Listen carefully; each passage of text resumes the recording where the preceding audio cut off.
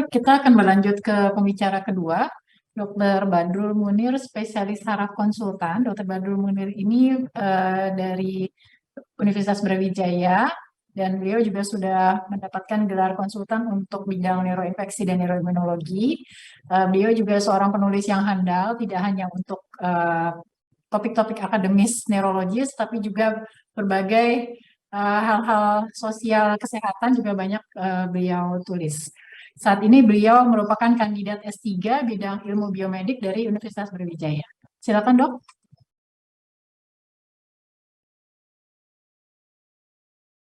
Terima kasih, Dr. Riwanti. Assalamualaikum warahmatullahi wabarakatuh. Terima kasih pada Dr. Riwanti dan terima kasih pada panitia PPI di pusat atas kesempatan yang diberikan kepada saya. Salam hormat kepada teman sejawat dan guru-guru. Mudah-mudahan apa yang saya paparkan ini memberikan manfaat bagi semua. Saya izin slideshow. Sudah kelihatan, Dok, ya? Sudah, Dok. Maaf.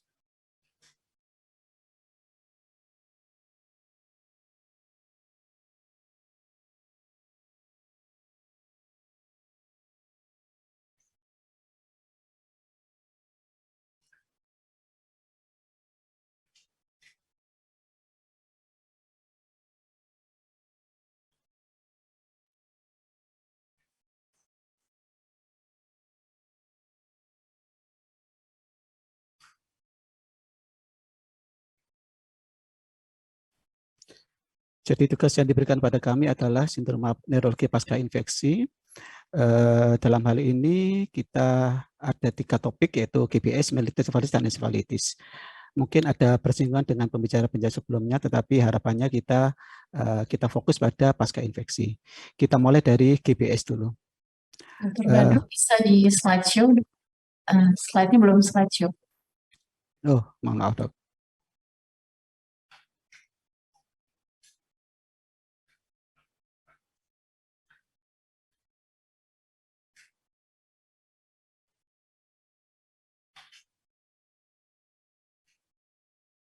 Sudah kelihatan, Dok? Masih belum di format slideshow. Saya stop dulu, Dok, ya.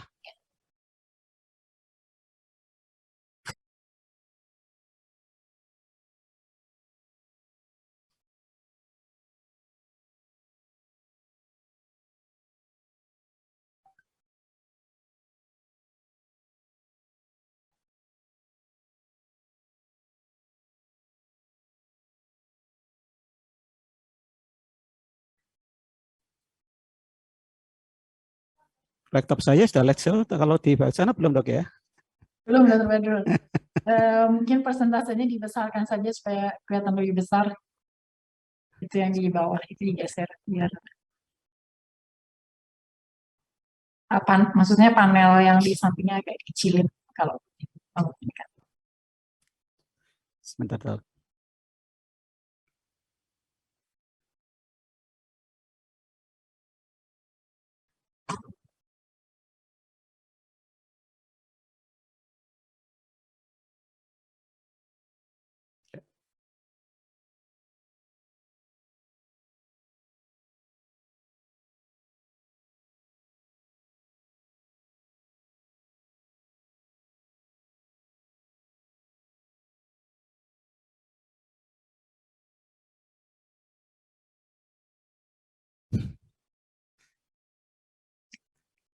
Cukup jelas ya sebenarnya, Dr. Badrul, nggak apa-apa sih saya rasa. Maaf, Dok. Saya waktu misalnya. Silakan, Dok. Ya, jadi kita mulai dengan GBS, ya. Jadi GBS adalah suatu gangguan saraf perifer yang disebabkan oleh proses autoimun dengan profil antibodi tertentu. Dia merupakan gejala utamanya adalah kelemahan ekstremitas yang bersifat akut, kadang-kadang mengenai tabes cranialis. Dan biasanya diikuti dengan arefleksia dan ditandai dengan disosiasi albumin, dan merupakan penyebab dari paralisis elemen yang terserim baik pada anak-anak maupun pada dewasa. Ini adalah merupakan salah satu kegawat daruratan yang harus kita waspadai, terutama oleh semua dokter, baik dokter spesialis saraf maupun dokter umum. Bagaimana epidemiologinya? Setelah dunia, epidemiologinya antara 0,5 sampai 2 per 100.000 penduduk per tahun, dan berhubungan dengan pasca infeksi terutama oleh Clostridium Campylobacterium atau dengan CMV virus, Epstein virus, atau post vaksin atau infeksi virus Zika. Di rumah sakit kami, Rumah Sakit Saiful Anwar tahun 2019 tercatat ada 50 pasien rawat inap dengan rata usia 40 tahun, di mana laki-laki lebih banyak daripada wanita dengan angka mortalitas sebanyak 2%. Patogenesisnya seperti yang kita ketahui bersama bahwasanya ini adalah suatu teori mimikri molekuler di mana ada gambaran yang kesamaan antara Campylobacter pylori antigennya dengan gambaran dari antigen struktur protein yang ada pada milin atau akson, sehingga terbuat suatu antibodi yang tidak bisa mengenali, kemudian dia menyerang, baik menyerang pada milinnya yang menyebabkan AITB atau bisa menyerang pada akson yang berkaitan dengan beberapa penyakit baik aman atau amsan.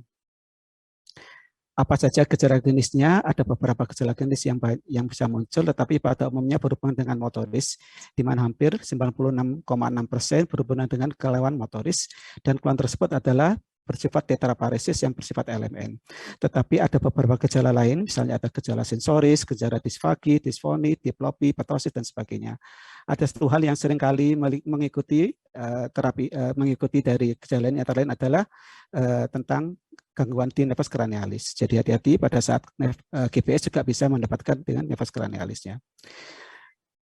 Pemeriksaan penunjang yang bisa kita, mohon maaf, slide-nya masih tetap dok ya? Jalan nggak dok ya? Masih di slide epidemiologi nih dok.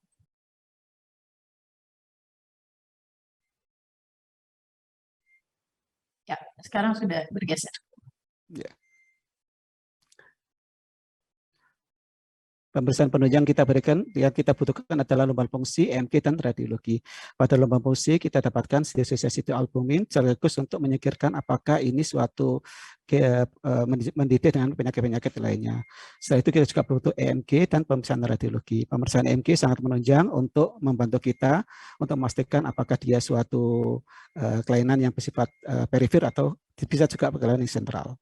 Radiologi, bila kita dapatkan ada gejala yang cukup tidak khas sehingga kita butuh pemeriksaan radiologi, tetapi radiologi MRI tercanggih saat ini juga bisa memeriksa kelainan pada ratik dan saraf tepi sehingga bisa menunjang pemeriksaan GPS.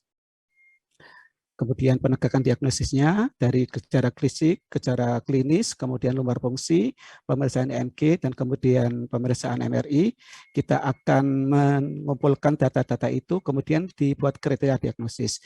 Kriteria diagnosis adalah kriteria yang harus ada, yaitu kelemahan progresif yang lebih dari satu anggota gerak badan, yang bersifat hiporefleksi atau refleksia, kemudian ditunjang oleh beberapa diagnosis atau gejala. Yang pertama adalah progresivitas penyakitnya 4 minggu, kemudian ada simetris, ada gangguan sensoris yang ringan, nefas kranialis, ada perbaikan selama 4 minggu, kemudian ada disfungsi otonom ringan, dan ada gambaran dari LCS maupun dari EMG yang menyokong ke arah suatu GPS. Kemudian juga harus meragukan suatu diagnosis GPS apabila tidak simetris, kemudian ada fungsi BAB dan PAK. Ada beberapa fase klinis yang didapatkan pada GPS, biasanya amsan yang paling sering, yaitu dia melibatkan antara motorik dan sensorik, tetapi juga ada hanya motorik murni, aman, atau Miller-Fisher, atau panatonik. Di data kami di Rumah Sakit Saiful Anwar dari tahun 2019 dapatkan dari 50 pasien, hampir 46% adalah amsan, kemudian total aman, dan hanya 14% yang bersifat Miller-Fisher.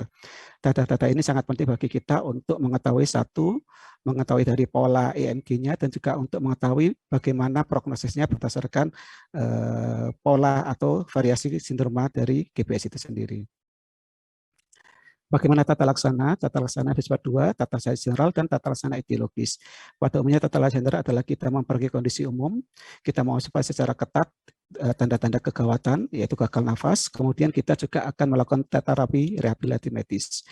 Juga kita bisa menggunakan terapi etiologis, yaitu FVFC dan plasmaferesis. Ini ada beberapa hal yang bisa kita lakukan dengan monitoring kardiak kemudian dysfunction, kemudian mencegah jadi emboli pulmonar, kemudian bisa diberi imunoterapi. Alur manajemen adalah sebagai berikut. Apabila ada GPS, maka langkah pertama kita adalah setelah diagnosis tegak, kita harus mengukur disability score. Apabila kurang dari 3, artinya pasien tidak Apabila kurang dari 3, pasien mampu berjalan lebih dari 10 meter tanpa alat gerak, alat bantu, maka kita cukup dirawat di observasi dengan mengobservasi perburukan gejala. Apabila ada perbaikan, maka kita tidak butuh terapi IVIG atau plasmaferesis. Tetapi kalau ada perburukan, maka kita harus lakukan terapi IVIG selama 5 hari atau plasmaferesis selama 5 kali dalam 2 minggu, dievaluasi dalam 4-8 minggu, kemudian dievaluasi apakah ada treatment related fluctuation atau perburukan setelah diterapi. Apabila ada, maka kita lakukan terapi berikutnya. Tetapi kalau kemudian dapat GPS lebih dari 3, di mana pasien tidak dapat berjalan lebih dari 10 meter dengan tanpa alat bantu, maka kita harus memastikan apakah ada tanda-tanda kegawatan. Dilihat dari kapasitas paru, kemudian dilihat dari adanya tanda-tanda sesak, bagaimana dengan inspirasi, kadar PiO2 dan CO2. Apabila ada ini, maka kita perlu development di ICU dengan tetap pemberian pengobatan IVIG atau plasmaferesis. Tetapi kalau tidak, maka kita dilakukan dirawat inap biasa dengan observasi. Kalau kemudian terjadi perburukan klinis, maka kita akan pindah ke ICU. Prognosisnya pada umumnya bagus dengan 85% sembuh sempurna, tetapi angka mortalitasnya berkisar antara 2-20% walaupun dengan manajemen ICU. Di pusat kesehatan tersier kurang dari 5% dengan angka rekurensi 2-5%. Di rumah sakit kami, Rumah Sakit Saiful Anwar, angka kematian pasien GBS dengan 2%. Kita lanjut pada transformilitis. Jadi transformilitis merupakan suatu kelainan neurologi yang disebabkan oleh peradangan yang monomielum, baik mengenai satu level atau beberapa level, yang memutuskan komunikasi antar saraf di midline spinal. Jadi pada midline spinal ada beberapa tanda inflamasi di mana sel-sel inflamasi sangat menonjol dan kemudian dia akan merusak fungsi daripada mielum, yaitu sebagai traktus baik ascending maupun descending. Secara epidemiologi terjadi 1-8 kasus per 1 juta penduduk, didapatkan pada 1.400 kasus baru di Amerika Serikat dengan usia yang paling sering antara 10-15 tahun dan 30-39 tahun. Pada umumnya laki-laki dan wanita hampir sama dengan umumnya bersifat monofasik. Secara etiologi ada beberapa macam, ada berkaitan dengan kelainan imun, dalam hal ini seperti post-infeksi, post-vaksin, atau ada kelainan-kelainan autoimun, misalnya pada neomyelitis optica atau multiple sclerosis, bisa juga disebabkan karena infeksi, baik viral, bakteri, jamur maupun parasit, juga bisa berkenaan dengan banyak kelainan inflamasi lain, misalnya systemic lupus erythematosus atau SLE, atau Sjögren syndrome, atau berhubungan dengan kelainan vaskuler. Gejalanya ada gejala motorik, yaitu kelemahan pada kedua kaki atau tangan, ada nyeri, panas, biasanya melingkar sesuai dengan tinggi lesi, ada gangguan sensoris, yaitu berupa parestesia, baik terasa terbakar, kesemutan, ada kesemutan dan seterusnya. Kemudian ada gangguan otonom, baik inkontinensia alveoli maupun inkontinensia uri. Secara lokasi pada umumnya lebih banyak pada torakal dengan hampir 42%, setelah itu kemudian servikal dan lumbar. Ada bisa yang mengenai satu segmen dan ada yang bisa mengenai beberapa segmen. Ini adalah gambaran MRI pada milis transversalis, di mana kita dapatkan ada gambaran MRI yaitu berupa hyperintens pada intramedular, didapatkan baik yang segmental atau kita dapatkan pada irisan aksial, kita dapatkan ada gambaran hiperinten yang bisa menyebar di seluruh permukaan dari mielum. Bagaimana cara mendiagnosis? Tentunya dengan klinis, secara deduktif, dan laboratoris. Pada klinis kita dapatkan ada mielopati, motorik sensoris dan otonom. Kemudian pada radiologi kita dapatkan ada penyangkatan kontras pada MRI. Kemudian pada lumbal fungsi kita dapatkan adanya proteinnya meningkat atau kita dapatkan tanda-tanda adanya oligonucleotide band IgG pada kasus-kasus tertentu. Sedangkan terapinya, terapi akut dan pada umumnya menggunakan kortikosteroid dosis tinggi, dilanjutkan dengan terapi imunosupresan, baik cyclophosphamide dan azotrobin, atau kita juga kadang-kadang menggunakan terapi IVIG atau plasmaferesis. Prognosisnya, mortalitasnya 10%, lebih tinggi daripada GBS. Biasanya kematian berhubungan dengan keganasan, penyakit komorbid, atau komplikasi diabetes. Pasien-pasien dengan risiko tinggi terjadi kematian adalah pasien perokok, umur tua, dengan skala MRS pada saat dirawat sangat tinggi. Kita lanjut pada ensefalitis. Sudah beberapa kali literatur bahwa ensefalitis adalah salah satu kegawatan di bidang neurologi yang merupakan peradangan dari parenkhimal otak. Pada umumnya disebabkan oleh infeksi atau suatu autoimun atau post-infeksi. Ini adalah merupakan salah satu kegawatan di bidang neurologi. Jadi penyebabnya ada dua macam, ada penyebab viral yang telah dipaparkan oleh literatur dan penyebab berhubungan dengan autoimun atau post-infeksi. Autoimun ini bisa disebabkan oleh karena antibody encephalitis MDR atau berhubungan dengan dengan tumor atau berhubungan dengan post-infeksi, yaitu ADEM, yaitu Acute Disseminated Encephalomyelitis.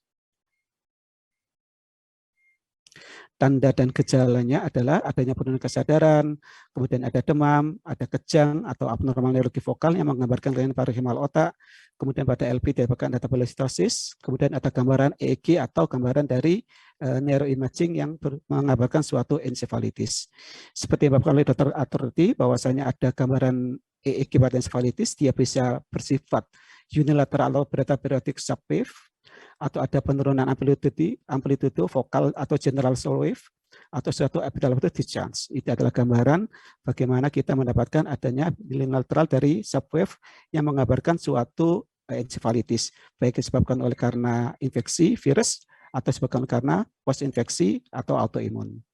Ini adalah gambaran MRI yang disebabkan Dr. Aturati, ada gambaran hiperinten pada kondisi tertentu yang merupakan atau menggambarkan suatu proses inflamasi di otak.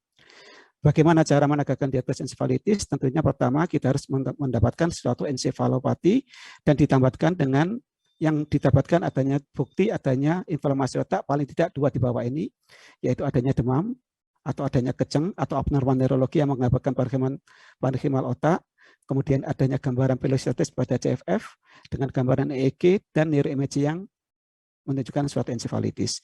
Encephalopati adalah suatu keadaan penurunan kesadaran yang lebih dari 24 jam yang meliputi letargia, kemudian irritability atau gangguan perilaku.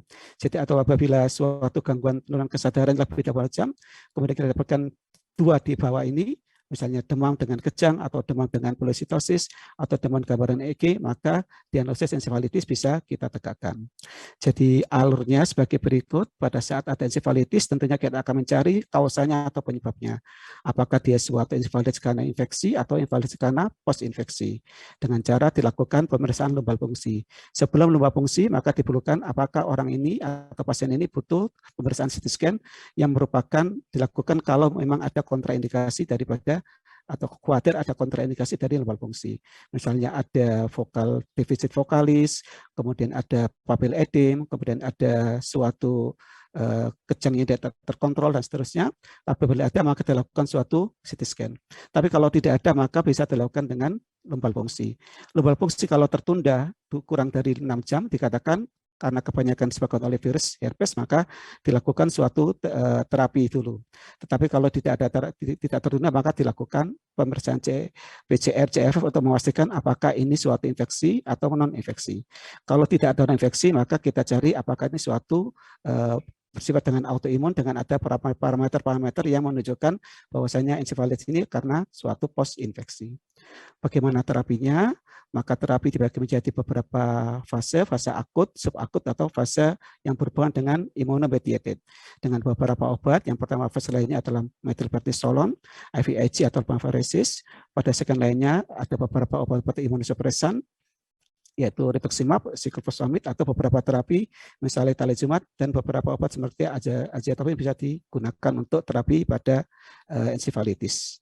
Prognosisnya 10%, dan biasanya pada orang-orang dengan encephalitis berat ada gejala permanen, yaitu bersifat fatigue, irritability, adanya kehilangan konsentrasi, kadang-kadang muncul kejang, kemudian kadang-kadang hilang pendengaran, dan kadang-kadang adanya gangguan memori atau gangguan penglihatan. Saya kira itu yang bisa saya sampaikan. Mudah-mudahan 3 topik, yaitu GBS, kemudian mellitus tarsalis, dan encephalitis yang merupakan salah satu atau salah 3 dari sindroma pasca infeksi bisa memberikan manfaat bagi kita semua sehingga kita bisa aware dan memberikan terapi sesuai dengan yang kita perlukan. Terima kasih. Assalamualaikum warahmatullahi wabarakatuh.